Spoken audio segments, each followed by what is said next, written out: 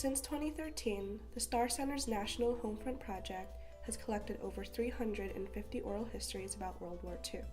These powerful stories range from memories of Chestertown, Maryland in the 1940s to experiences of the war across America. The project has largely focused on documenting civilian contributions to World War II, as these perspectives haven't been as widely shared and celebrated. Through the dedication of our Washington College interns and national partners, these recollections of the American homefront at war have been recorded and preserved for future generations. We are excited for our interns to share about their commitment to the historical dialogue and preservation of these untold stories from World War II. Here are some of their reflections and fond memories from working on the National Homefront Project.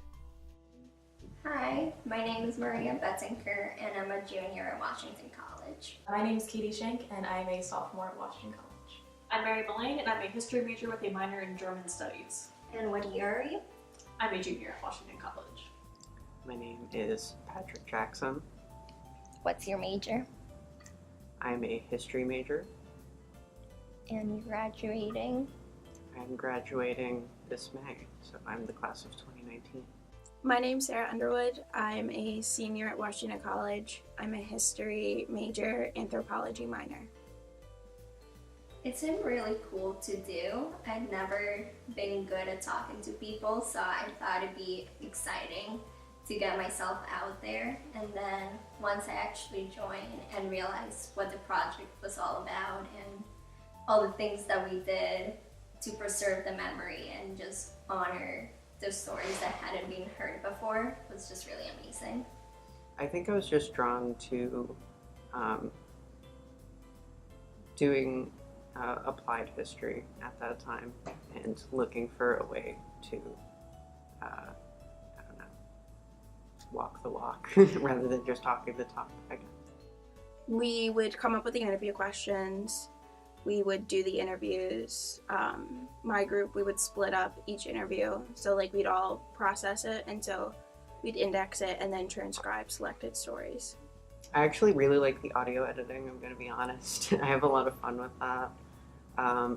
But obviously doing the interviews is also very enjoyable. So definitely organization has been a big thing that I've learned, especially working on the archival end of things. I never knew that file naming could be so important, but being organized really makes sure that we keep track of all of our materials. The interview skills I learned and the public speaking skills I learned, but also the friendships I made. A lot of the people I worked with on StoryQuest were still friends, and I still work with them now. And so because we started together, it kind of bonded us in a way. One of the most unexpected things, I guess, was actually when I interviewed my grandfather.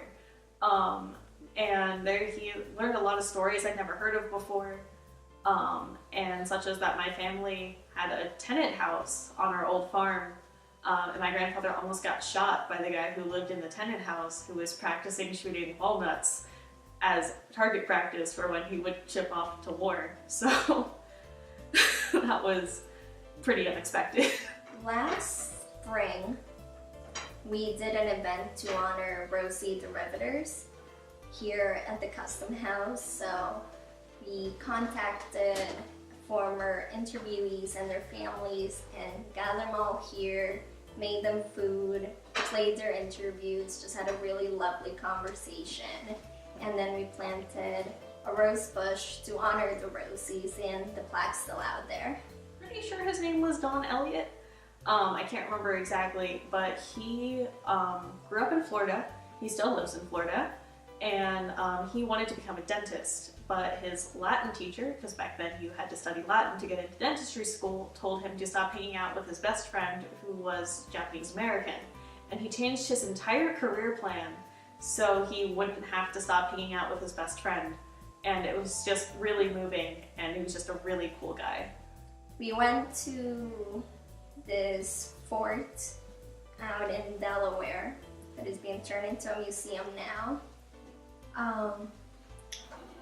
And we found out that a German submarine actually at the end of the war was in the water, so they surrendered right there in Delaware.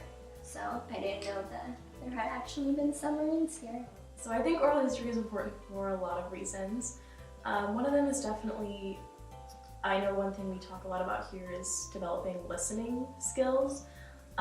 So I think being able to sit down with someone, whether it's a narrator or just someone you're talking to, and to be able to listen to their stories and to respond to them and to just be interested in what they have to say. It's so important. It's so important to preserve these stories, because if we didn't have it, we didn't have oral histories, we wouldn't have these histories and like these personal narratives. And even with people who didn't think they were important, a lot of the Homefront people, they just kind of thought their stories were like, I don't know, they were like, oh, I don't know, I was a kid. And it's like, well, we still, like, you're important, your story matters. I think we're done. That's awesome. Cool. That wasn't too painful, was Oh, no, it? no, no. Cool. Thank you. Yeah, you're good. Okay.